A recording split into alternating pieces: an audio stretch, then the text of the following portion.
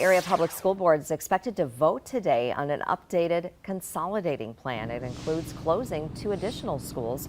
Kristen Allen is live outside the district office this morning. Kristen, what schools could close? Tonight, Tammy, the school district will vote, the school district board will vote on closing Tank and Keller elementary schools and then potentially moving those students into Kennedy and Lincoln elementary schools. That's what they will be voting on tonight. The school board previously voted to close Weequahic Elementary School and move those students there to Red Smith Community School.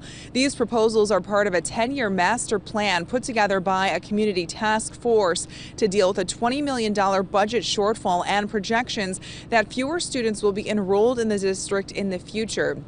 Now, the board is also expected to vote on several other components tonight as well, and that includes some preliminary referendum questions and also consolidating Keller, Kennedy, and MacArthur elementary schools and building a brand new elementary school on the city's west side, and also voting to potentially delay taking action on West High School to take more time to determine exactly how the school fits into the district's long-term plans. Reporting live in Green Bay, Kristen Allen, Action 2 News.